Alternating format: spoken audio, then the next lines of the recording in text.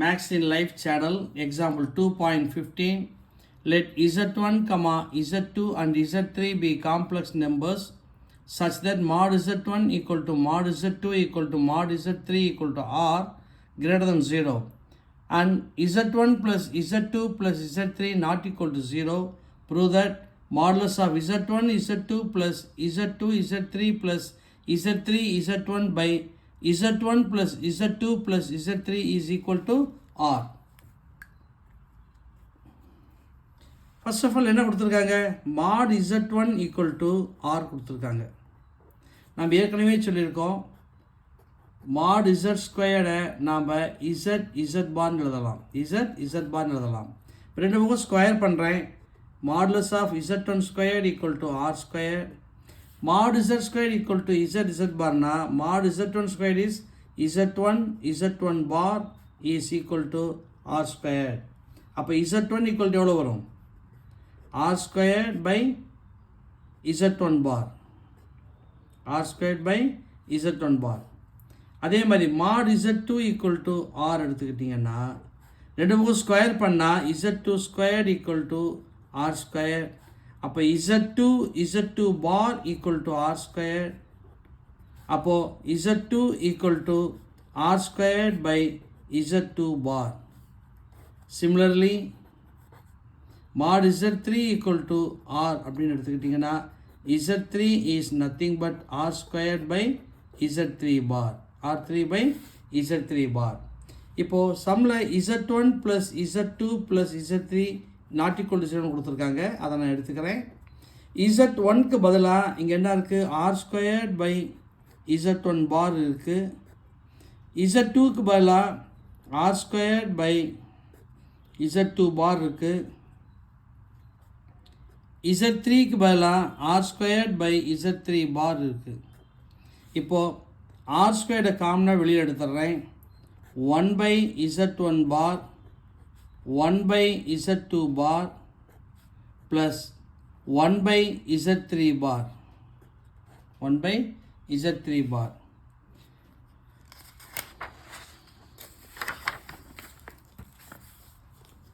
So R square into 1 by Z1 bar plus 1 by Z2 bar plus 1 by Z3 bar. இங்கே Z1 plus Z2 plus Z3 இருக்குது. இப்போ நான் LCM வந்து Z1 bar Z2 bar Z3 bar LCM எடுத்துக்கிட்டா இங்கே மேலே என்ன வரும்? Z2 bar Z3 bar இருக்கும். ஏன்னா இங்கே Z1 bar இருக்கனால அதை இங்கே மறைச்சிக்கிட்டாங்கன்னா மீதியோடு இருக்கும் Z2 bar Z3 bar. அடுத்து இந்த டினாமில் Z2 bar இருக்குது, அதை மறைச்சிக்கங்க. அப்போ என்ன இருக்குது? Z1 bar Z3 bar.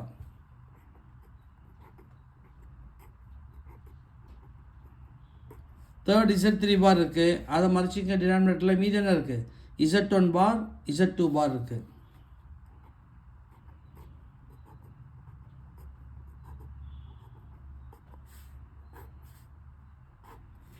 இப்போ மாடுலஸ் எடுங்க.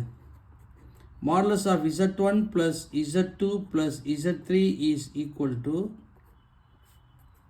R square.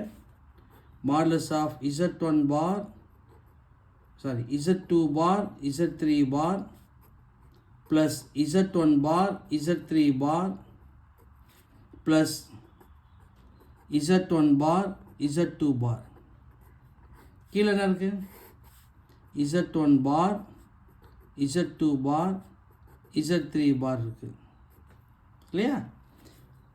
இப்போ நம்ம ஏற்கனவே லாஸ்ட் ரிசல்ட்டே பார்த்தோம். தனித்தனியாக ஆட் பண்ணிவிட்டு பார் போடுறது ஒன்று தான், மொத்தமாக பார் போடுறது ஒன்று தான். அடிஷனுக்கு மட்டும் கிடையாது, மல்டிப்ளிகேஷனுக்கும் அதே ரூல் தான்.